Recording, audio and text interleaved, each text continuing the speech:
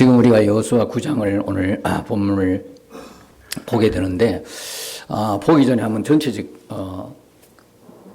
전체적으로 한번 지도를 확 펼치듯이 한번 이 여호수아가 이스라엘이 하나님과 함께 이루어가는 이 전쟁의 전체적인 면을 한번 보십시다. 자, 일단 하나님께서 약속의 땅을 주셨죠. 가나안 땅을 주셨습니다. 이것은 원래 누구에게 약속한 땅입니까? 아브라함에게 했던 언약 속에 있는 땅이죠. 아브라함의 언약은 결국 뭐와 뭐의 약속이라는 겁니까? 기억을 해보십시오. 결국 씨와 땅의 약속 아니겠습니까? 그 씨라는 것은 아브라함의 후손을 통해서 누가 오신다는 거예요? 메시아가 오신다는 거거든요. 그런데 그 씨와 땅이란 말이죠. 그 땅은 누가 태어날 땅입니까?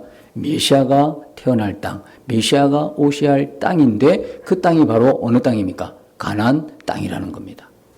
그래서 이스라엘 백성들이 출애굽을 하게 되고 홍해를 건너게 되고 그리고 광야를 거쳐서 그 다음에 요단 동편에서 시온과 옥이라고 하는 아모리 두 왕을 쳐서 완전히 멸하고 요단강을 건너게 되는 것이죠. 요단강을 건너서 어떻게 했습니까? 이제 여리고를 공격하죠. 여리고를 점령합니다. 그 여리고를 점령할 때에 그 점령 전에 누구를 구원합니까? 라합을 구원하게 되죠. 그리고 이제 여리고를 점령하고 난 뒤에 한번 실패를 경험하고 다음에 아이성을 치죠. 아이성이 함락이 되었습니다. 그리고 나서 오늘 9장이 전개가 되고 있는데 그럼 9장 이후로는 어떻게 펼쳐지느냐 하면 지금 여리고와 아이는 가나안 지형상 중부권에 해당이 됩니다. 가나안이 남부, 중부, 북부가 이렇게 있는데 이 세력들이 만만치 않은 세력들이거든요. 이게 다 합산해서 물론 공격을 하거나 전쟁을 해도 하나님의 능력으로 충분히 이길 수 있는 전쟁이죠. 원래 이 전쟁은 인간의 전쟁이 아니라 그러죠. 하나님의 신실하신 약속을 하나님의 언약이 이루어져 가는 전쟁이기 때문에 하나님이 치르는 전쟁이거든요. 그런데 이 전쟁에서 이스라엘 군대를 대적하거나 저항하거나 싸운다는 이야기는 곧 누구를 대적한다는 거예요? 하나님을 대적한다는 거거든요. 그게 여호수아 10장 42절에 보면 이스라엘의 하나님 여호와께서 이스라엘 위하여 싸우시나니 그랬어요. 이스라엘 위하여 싸우신다는 거. 그러니까 여호수아가 그 땅의 왕들과 땅들을 다 차지하는 거예요. 누가 싸웠어요? 이스라엘의 여호와 하나님이요. 그러면 크게 그 군대, 이스라엘 군대, 여호와의 이름으로는 그 군대를 지금 대적하고 있어요. 싸우고 있어요. 다시 말하면 누구를 대적하고 있는 거예요? 하나님을 대적하고 있다는 이 전쟁이 될 수 있냐고 이게. 하나님과 전쟁해서 누가 이기겠어요? 그러니까 이거는 그야말로 따놓은 전쟁이에요. 결론이 뻔한 전쟁인데 왜 중간에 가다가 한 번씩 실패를 하게 되고 넘어지게 됩니까? 그게 인간의 약점이고 연약함이고 하나님과는 비교할 수 없는 인간의 치명적인 실수였죠. 어쨌든 간에 사람이 살아가면서 하나님의 뜻대로만 순종하면 그 길은 형통한 길이 되는 거예요. 왜 우리가 인생을 살아가면서 험난한 그 과정을 밟고 눈물을 흘리고 고통을 느껴야 되냐면 하나님의 말씀 앞에 엇갈린 길을 가고 있고 하나님의 말씀 앞에 불순종하는 삶을 살기 때문에 결국은 인간의 삶이 그렇게 고통스러운 삶이 되는 것이죠. 그래서 이 가나안 땅이 하나님이 약속한 언약의 땅이기 때문에 어차피 이 가나안 땅 안에 있는 7 족속은 죽어야 되는 거예요. 하나님은 절대적으로 명령하시면서 진멸하라, 완전히 죽여라, 하나도 남김없이 불태우고 다 죽이라고 하는 것은 이 가나안에 속해 있는 7 족속이 하나인 거예요. 이 가나안이 아니라 조금 떨어져 있는 곳에는 화친을 청하고 화친을 요청하고 서로 뭡니까? 이웃관계를 잘 유대관계를 하고 화목하게 지내라고 하시는 거예요.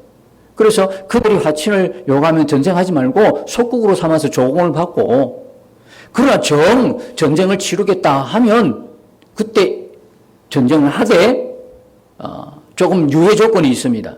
완전히 불사르고 완전히 진멸시키는 것은 가나안 7 족속이고 나머지 떨어진 지역에서의 전쟁은 군사들만 죽이고 나머지 여자들이나 아이들이나 동물이나 나무 가축들이나 이런 것들은 살려두어서 너희들의 전리품으로 삼아라 이렇게 신명기시를 통해서 이미 모세의 입을 통해서 이스라엘 백성들에게 말씀하셨거든요, 하나님이요. 유독히 가나안만 그런 거예요. 가나안 7족속. 왜요? 이 가나안에는 하나님의 구속사가 이루어지는 장소거든요, 이게. 제가 지금까지 여러 말씀을 나누면서 늘 하나님의 그 구속사를 이루고 갈 때마다 누가 역사하는 거예요? 하나님도 역사하지만 누구도? 사단도 역사하는 거예요. 사람을 통해서, 환경을 통해서, 전쟁을 통해서 어떤 수단과 방법을 가리지 않고, 왜? 그 땅에 하나님의 구속의 역사가 이루어지지 않도록, 그 땅에 하나님의 교회가 세워지지 않도록, 그 땅에 하나님의 나라가 임하지 아니하도록 사단은 끊임없이 역사하고, 그때 역사했던 사단 오늘 우리의 삶에도 그대로 역사하고 있다는 거예요. 우리의 가정에 역사하고요, 우리의 직장에 역사하고, 나의 삶의 현장에 그대로 역사하는 거예요. 나를 통해서 이루어가실 하나님의 그 구속의 역사, 구원의 역사, 전도의 역사, 복음의 역사, 하나님의 나라가 그곳에 심어지고 하나님의 교회가 세워지는 것을 방해하는 거예요. 우리 가정에 철저히 하나님의 교회가 세워지는 것을 방해하는 것은 그때나 지금이나 사단의 역사라는 거예요. 그래서 하나님께서 계속되는 이 사단의 역사에도 이 가나안 족속에서, 그래서 가나안 족속 7족속을 완전히 멸하는 거예요. 사람이 이렇게 봐도요, 어떤 사람은 좀 유한 사람이 있어요. 복음을 들어도 그렇게 거부하지 아니하고 믿을 가능성이라도 좀 있는 사람이 있고, 어떤 사람은 어때요? 여러분 전도해 보니까 너무 강박해가지고 그냥 복음만 전했을 뿐인데 싸우려고 하는 사람이 있어요. 대충 이해가 되겠습니까? 가나안 7족속이 바로 어느 정도 가능성이 있는, 복음이 들어가겠고 복음을 받아들이고 어떤 가능성이 있는 쪽이 아니라 완전히 사단에 속해 있는, 그래서 완전히 하나님의 나라를 대적하고 있는 이 세력들이 뭐냐? 가나안 7족속인 거예요. 근데 이들은 완전히 진멸할 수밖에 없는 세력들이라 이야기죠. 그래서 여러분들이 전쟁사를 보면, 이스라엘의 전쟁사를 보면서 하나님이 이렇게 잔인한 하나님인가 이렇게 오해를 하지 말라고 하셨죠. 오해되지 말 것은, 이 전쟁이 어떤 전쟁이라는 거 알면 우리는 그 하나님에 대해서 하나님이 아주 그냥 잔인한 분이다라고는 오해하지 않을 것입니다. 어쨌든 간에 이 가나안의 7족속이 분포되어 있는 곳은 남부와 중부와 북부인데, 먼저 여리고를, 그리고 아이를 진멸하면서 중부를 잘라버리며 중부를 습격하는 거예요. 중부의 승리를 가져오는 것은 어떤 일이냐면, 남과 북이 연합하지 못하도록, 세력을 확산시키지 못하도록 중부를 먼저 칩니다. 그리고 나서 이제는 10장에 넘어가 보면 어디를요? 밑에 있는 남부 지방의 세력들 5왕을 쳐서 멸하는 겁니다.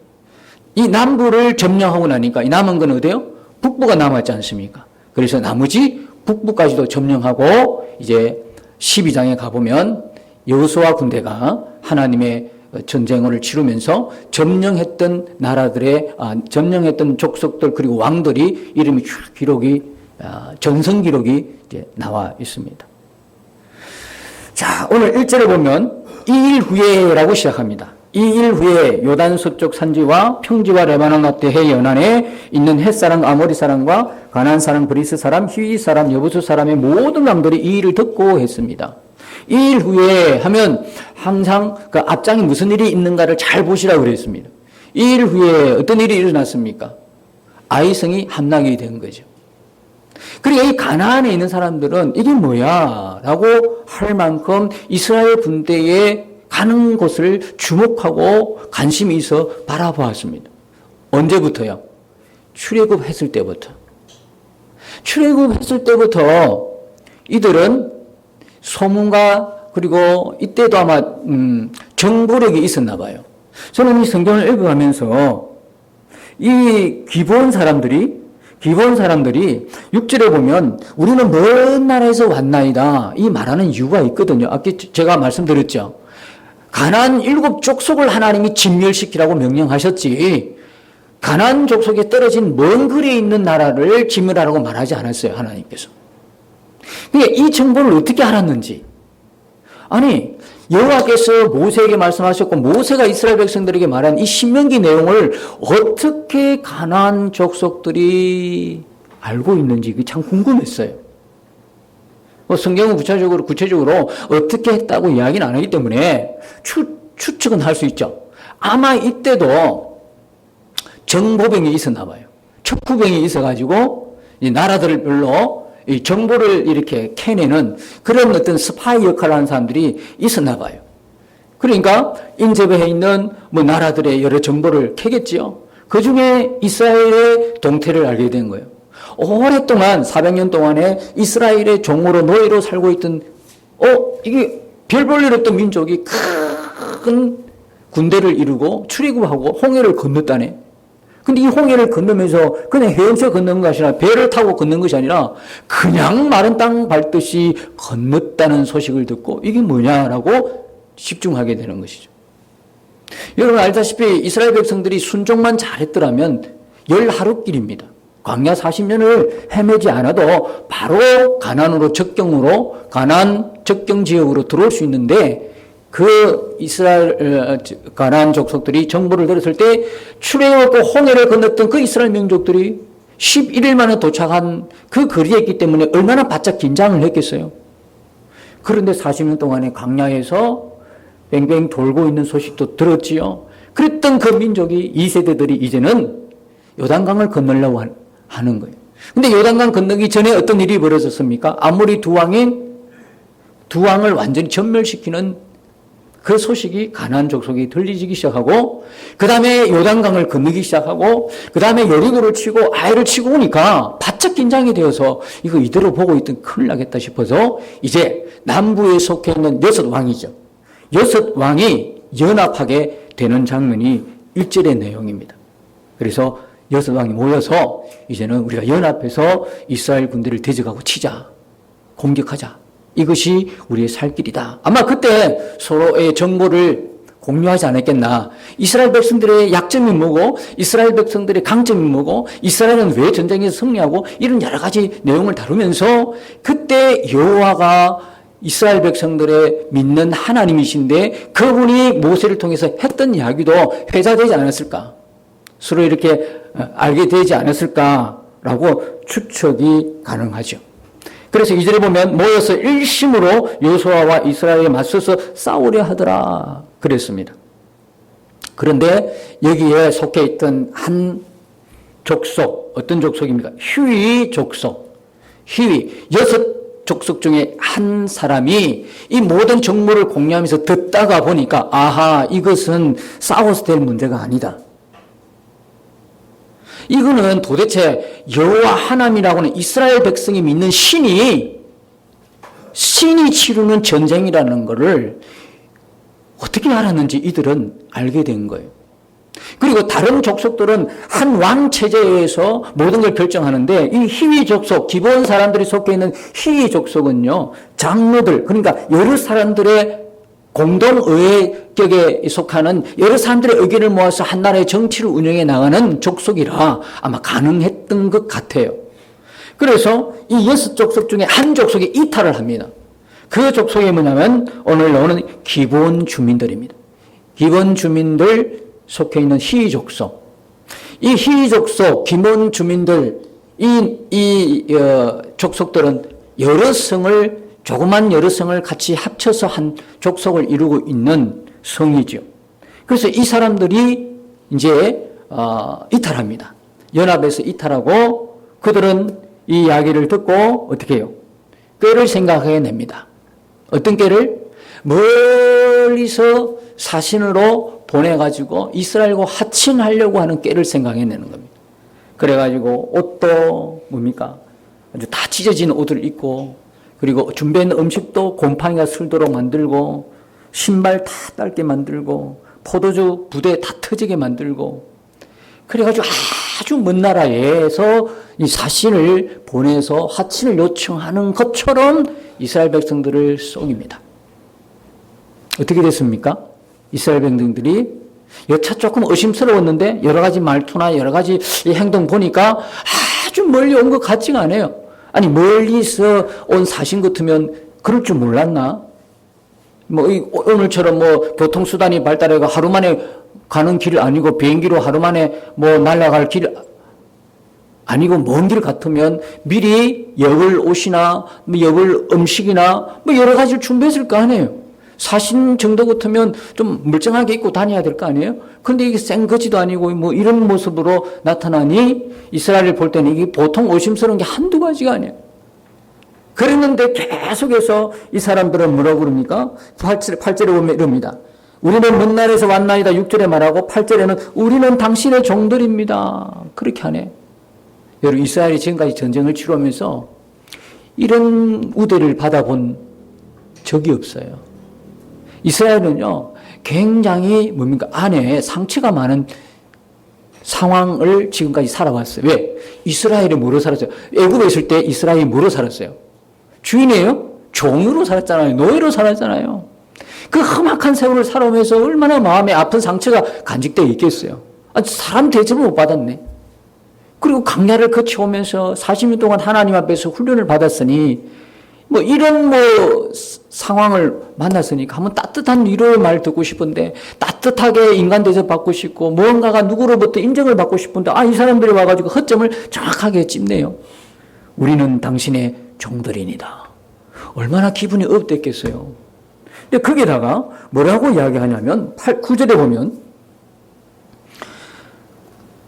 그들이 여호수아에게 대답하되 종들은 당신의 하나님 여호와의 이름으로 어떻게 알았을까? 여러분 우리도 어디 가다 보면 누구와 대화하는데 이 사람이 예수 믿는 사람이야. 교회 다니는 사람이야. 그러면 보통 여러 가지 똑같은 환경에서는 예수 믿는 사람이면 반가워요, 안 반가워요? 반갑지요. 기쁘지요.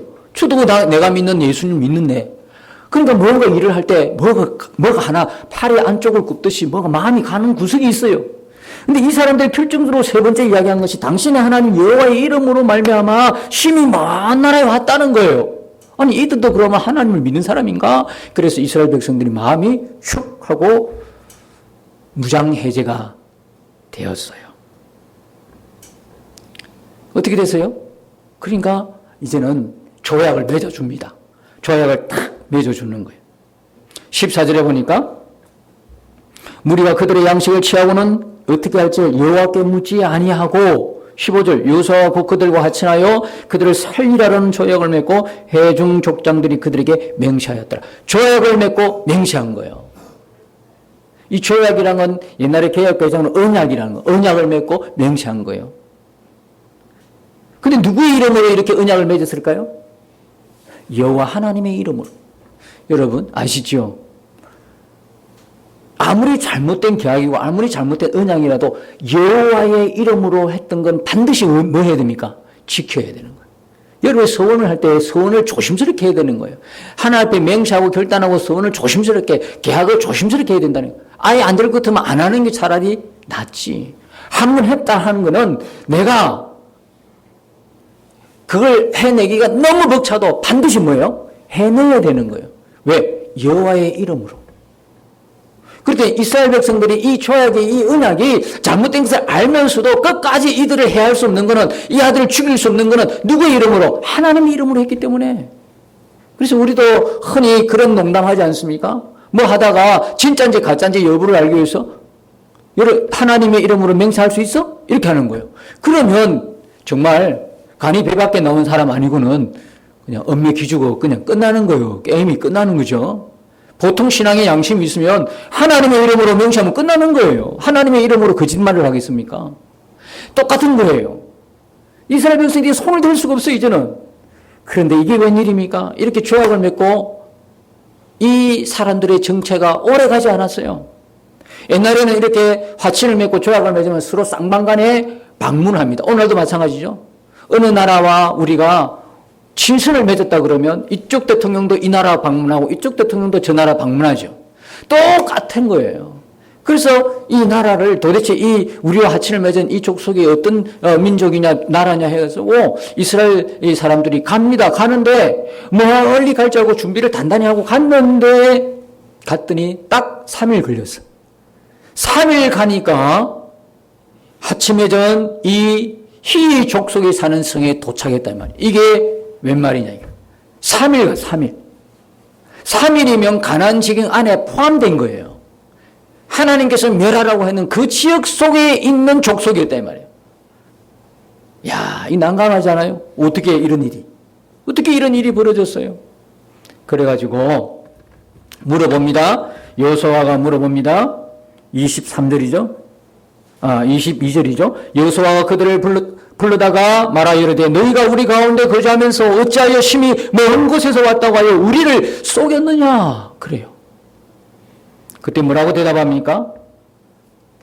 24절에 그들이 여호수아에게 대답하여 이르되 당신의 하나님 여호와께서 그의 종 모세에게 명령하사 이 땅을 당신들에게 주고 이 땅의 모든 주민을 당신의 앞에서 멸하라고 하신 것이 당신의 종들에게 분명히 들림으로 당신들로 말미암아 우리의 목숨을 잃을까 심히 두려워하여 이같이 하였나이다. 한마디로 결론적으로 이야기하면 당신들이 너무 두렵습니다. 우리 살기 위해서 거짓말을 했습니다. 이 이야기거든요. 성경은 어떤 목적을 이뤄서 어떤 목적이든 간에 거짓말 자체를 옹호하지 않습니다. 그걸 잘했다고 보지 않습니다. 여러분, 이 기본 주민의 이 이야기를 9장 전체를 할애하는 성령의 의도가 뭘까요? 이 속인 게 잘못됐다는 걸 이야기할까요? 아니면 이스라엘 백성들이 기도도 한번 해보지도 못하고 덜렁 조약을 맺어줬다는 게 기도 안 한 걸 책망하기 위해서 이 9장 전체 이 긴 장을 이 9장 전체를 할애해가지고 성령이 이걸 기록했겠냐 이 말이에요. 이 의도가 뭐겠냐 이 말이에요. 자, 여러분 보십시오. 다 들었어요. 가나안 족속도 다 들었어요. 이스라엘의 그 행적들을 다 들었어요. 이스라엘 하나님 여호와께서 이스라엘 통해서 지금 하시는 일들을 다 들었다는 거예요. 다 들으면 다 믿습니까? 좀 신기하지 않습니까?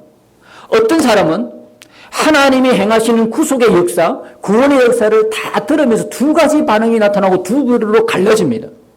어떤 반응이냐면 이런 하나님 여호와 하나님의 구속의 역사, 이 땅을 가나안 땅을 전멸시키고 이 땅에서 메시아를 보내겠다고는 아브라함에게 행했던 그 하나님의 신실한 그 언약을 이루려고 하는 하나님의 구속의 역사를 다 듣고 나서 싸우려고 하는 부류가 있습니다. 싸우자. 또 한쪽은요, 화친을 맺자. 화친해야 된다. 우리는 이 하나님과 싸워 이길 수 없다. 화친을 맺자. 우리가 살 길은 이 길밖에 없다. 보십시오. 반응이 두 개로 갈라지고 부류도 두 개로 쫙 갈라집니다.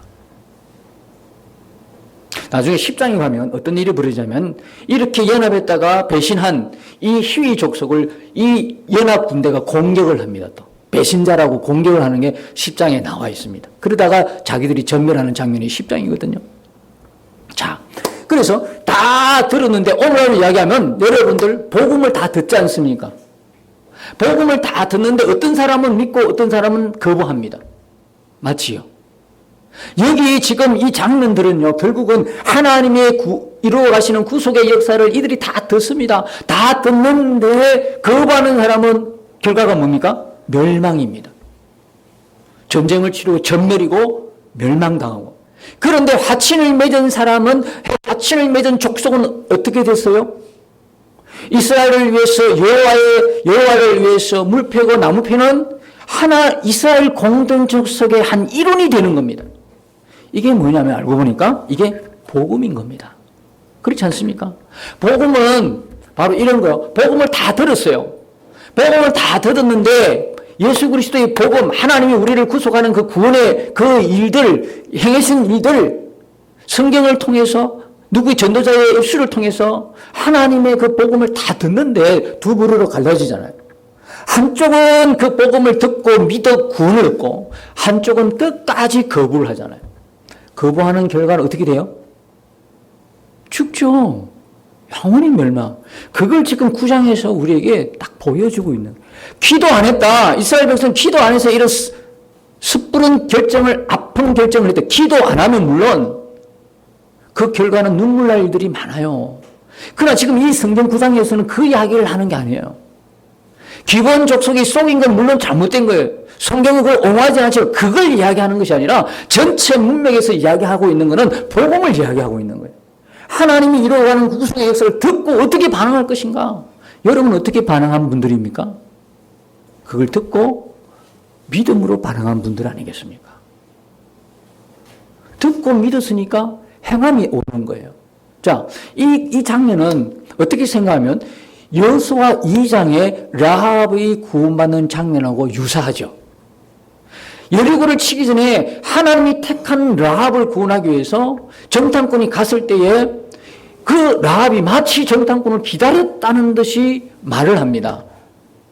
하나님께서, 너희가 믿는 여호와 하나님께서 이 땅을 너희들에게 준 것을 내가 알았다라고 고백하지 않습니까? 그리고 너희들의 소식을 듣고 간담이 쓰늘했다. 모두가 떨고 있다. 근데 여러분, 떨면 답니까? 떨고 있으면 어떻게 합니까? 방법을 찾아야지요. 누구처럼? 라합처럼. 그래서 살기 위해서 라합은 정탐꾼을 숨기는 대가로 우리를 살려달라고 요청합니다. 그리고 붉은 줄을 매다는 것이죠. 그러면서 라합이 고백합니다. 뭐라고 고백합니까? 너희가 믿는 여호와 하나님은 하늘에서, 위로는 하늘에서 하나님이요 아래로는 땅에서 하나님이시로다. 놀라운 신앙 고백을 하고 있지 않습니까? 여기 보십시오. 똑같은 일이 있습니다.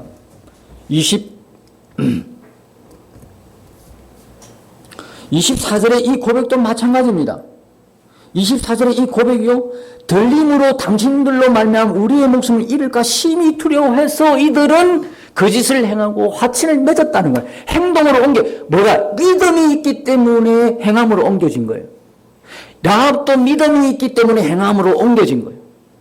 그렇죠? 믿음이 있기 때문에 행함이 옮겨지는 것처럼 여기에 기브온 주민들도 이 믿음을 확실히, 이 소식을 듣고 확실히 믿었기 때문에 살아야 되겠다. 그리고 이스라엘 족속에게 화친을 요청하게 된 것입니다. 여러분, 그 시편의 2편은 메시아를 예언한 시편으로 유명합니다. 시편 2편 12절에 보면 너희가 그 아들에게 입맞추라는 말씀이 있습니다. 여기서 화친을 갖다가 아들에게 입맞추라는 표현을 쓰고 있습니다. 그렇지 아니하면 진노하심으로 너희가 길에서 망할 것이다.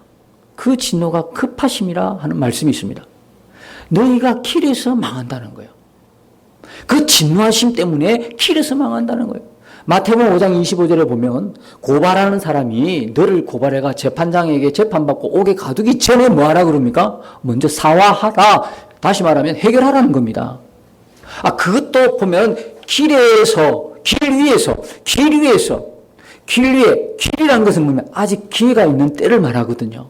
여러분, 우리 사람들은요, 다 길 위에 서 있습니다. 무슨 길? 심판받으러 가는 길 위에 서 있습니다.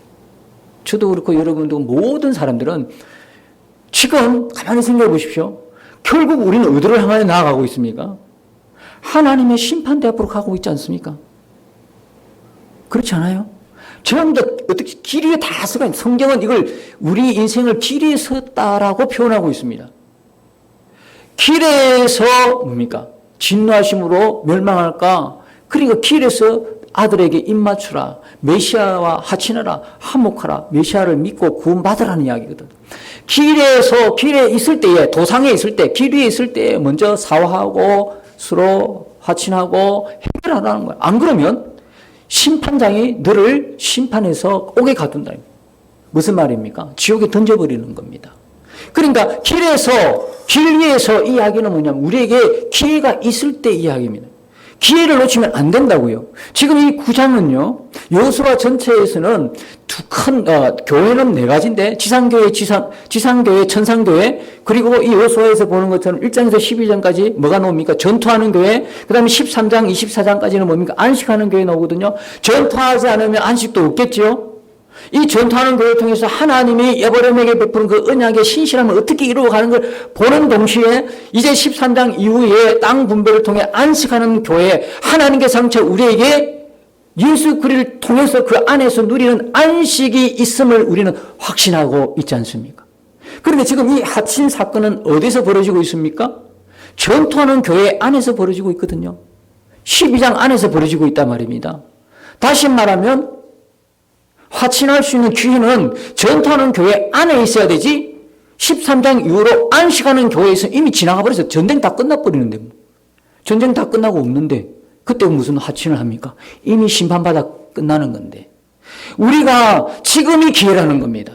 지금 이 아직도 심판 그 자리에 걷고 있는 이 길 위에 있을 때에, 지금 우리가 이 세상 살아갈 때에 이 시기가 예수 믿을 기회인 겁니다. 이 시기가 복음을 듣고 믿어서 하나님의 사랑과 은혜를 입을 때가 바로 이 때라는 겁니다. 근데 이게 시급하다는 거예요. 누구에게는 굉장히 시급하다는 거예요. 그래서 빨리, 그런데 이 하침을 이루지 못하면 어떻게 되는가? 하나님을 대적하는 일이 되어서 결국은 다 멸망할 거다. 그러니까 여러분들이 10장에 보면요. 10장에 이제 다음 주 10장을 보는데, 10장 보면은 한 사람도 남기지 아니했다. 그리고 모든 사람이 진멸되었다. 이 두 구절의 말씀이 6구절이나 나와요. 토탈 12구절이나 나와. 무슨 말이냐? 하나님과 하나님의 구원의 손길, 복음을 받아들이지 않으면 그는 영원히 멸망한다는 거예요.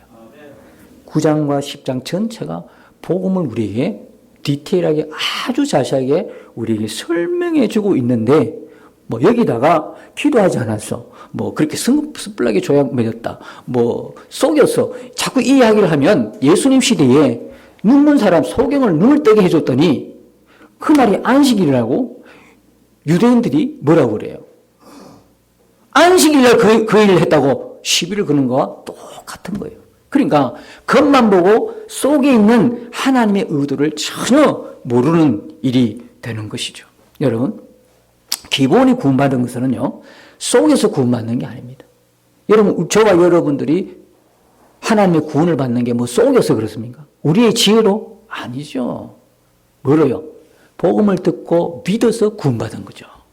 들었다는 내용이 다 그런 내용.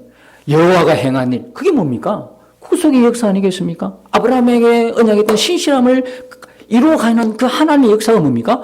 예수 그리스도를 통한 예수의 십자가의 구원을 우리에게 지금 말하고 있지 않습니까? 그걸 듣고 뭡니까? 기본 족속은 믿음으로 행해서 구원받은 거예요. 다 들었는데도 기본 족속만 화친을 요청했다는 거거든요. 그 다음에요, 여러분이 두 번째는 기본은요, 은혜로 구원받았습니다. 11장을 한번 보십시오. 11장을 다 찾아보십시오. 11장 19절, 20절 보시면 기본 주민 희위 족속 외에는 이스라엘 자손과 화친한 성읍이 하나도 없고 이스라엘 자손이 싸워서 다 점령하였으니 20절 그들의 마음이 완악한 거예요. 완악해. 아무리 복음을 전해도 듣지 않아. 끝까지 가는 거야. 완악하여 이스라엘을 대적하여 싸우러 온 것은 여호와께서 그리하게 하신 것이라 그들을 진멸하여 바치게 하여 은혜를 입지 못하게 하시고 여호와께서 모세에게 명령하신 대로 그들을 멸하려 하심이었더라. 그러면 결론은 뭡니까? 그들은 복음을 듣고 계속 마음이 완악한 채 있었던 거예요. 아니, 거기서 기본 족속이 구원받는 거 보면 하나님께서 가나안 7족속을 완전 멸하려고 했지만, 그러나 그 중에도 깨닫고, 하나님을 알고, 하나님의 역사를 알고 나서, 우리는 살아야 되겠다. 도무지 이 상태로 가면 안 되겠다. 하고, 기본 족속처럼 회개하고 돌아오면 하나님이 어떻게 하시겠어요? 그래도 죽이시겠어요? 그래도 멸망시키겠어요? 내가 한 말 했는데 넌 죽어야 돼. 이러 하겠어요? 희귀 족속 보면 알잖아요. 다 죽이려놓고 희귀 족속 살아나는 걸 보세요. 그러면 나머지 희귀 족속 빼고 나머지 족속 다 멸했던 이 족속들은 결국 뭐 때문에 죽은 거야? 하나님의 복음을 거부한 거예요. 끝까지 마음을 완고하게. 여러분, 우리도요, 몇 번 다 이러다가 계속 말 안 들으면 어떻게 돼요? 자식이라도 내버려 둬요. 왜? 한번 당해봐라. 네 하고 싶은 대로 해라. 네 하고 싶은 대로 해봐. 그럴 마음이 있어요, 없어요? 부모라도 그런 마음이 있어요. 자꾸 마음을 완악하게 하면 하나님 내버려 두십니다. 은혜를 더 이상 어떻게 잊지 못하도록. 그러면 반대로 희귀 족속은 하나님이 뭘 입었다는 거예요? 은혜를 입었다는 이야기죠. 그러니까 그들이 화친하려고 했던 그 마음을 먹게 하신 분은 결국 누구다? 여호와 하나님이라는 거예요. 우리가 예수님을 복음을 듣고 우리가 믿은 거 그치요? 아니요. 우리가 믿게 된 것은 하나님의 전적인 은혜입니다. 우리가 무슨 수로? 아니, 영적으로 죽어 있는 우리가 무슨 수로 예수를 믿는단 말이에요. 복음을 아무리 들어도. 그런데 하나님이 우리를 택하시고 우리를 예정하시고 그 하나님의 그 사랑을 우리에게 부어주시고 깨닫게 하시고 하나님이 믿게 하심으로 어느 날 사건처럼 다가온 어느 날 복음을 듣고 믿어야 되겠다 그 생각을 했는데 믿어야 되겠다 하는 그 마음을 누가 주셨냐? 하나님이 우리들에게 주신 은혜란 말이에요. 그 기본이 구원받은 것은 하나님의 은혜로 구원받았다 이야기입니다. 이스라엘 백성이 속아서 구원받은 게 아니고요. 사기쳐서 구원받은 게 아니에요. 은혜로. 여러분 아시죠? 신구약을 다 막론하고 우리가 구원받는 유일한 길은 뭡니까? 예수 그리스도의 십자가 아닙니까? 예수 그리스도의 십자가. 다른 어떤 방법이 통하지 않아요. 하나님께서 이 기본 족속을 살리기 위해서 이렇게 하셨다는 거죠. 그리고 나서 이들이 화친을 맺고 결과가 뭡니까? 여호와의 제단을 섬기는 그리고 물 패고 나무 펴서 여호와의 이스라엘 백성과 여호와의 제단을 섬기는 사람들이 민족이 되었어요. 여러분 이게 저주입니까? 이게 무슨 저주입니까? 이게 축복이죠. 이게 놀라운 축복 아니겠습니까? 여호와를 섬기는 사람들이 되었어요. 그래서 계속 이스라엘 진영 안에 머물게 됩니다. 여러분 우리에게 임했던 저주, 우리에게 있던 모든 불행 그리스도 예수 안에서 해결받았습니다. 우리 축복으로 해결받은 거예요.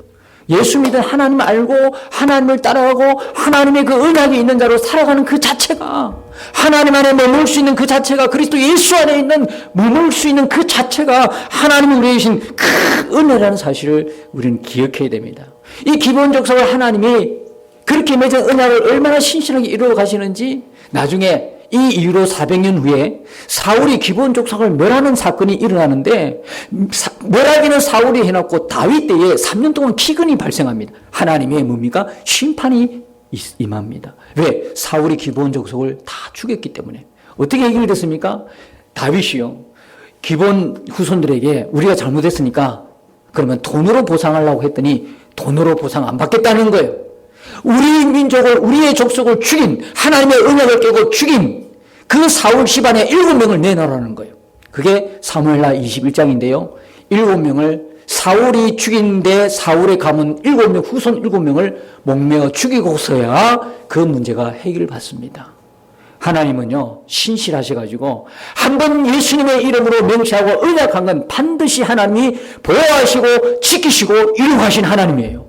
우리 한번 주시겠다고 했던 그 구원의 그 약속, 구원의 언약, 하나님은 끝까지 신실하게 이루어 가시는 하나님이신 겁니다. 오늘 9장을 통해서 우리가 그 하나님을 만나는 거예요. 여러분, 이제 여러분 마음을 돌이키지 않고 변하지 않고 여러분 마음이 타락하고 부패하지 않고 오직 이렇게 신실하신 하나님만 따라가는 여러분 되시길 축복합니다. 내게 맹세하신 그 언약은 정말 하나님이 이루어 가신 건 신실함으로 이루어 가시는데 그 자체가 내게 말할 수 없는 하나님의 은혜로 우리를 구원해 주셨다는 증거이고 나를 사랑한다는 증거인 것입니다. 여러분 이 분명한 지울 수 없는 우리 마음 가운데 새겨진 구원의 그 은혜를 붙들고 감사하면서 여러분 남은 생애가 예수님의 이름의 기쁨이 되고 영광을 올려드리는 복된 생애가 되시기를 예수님의 이름으로 축복합니다.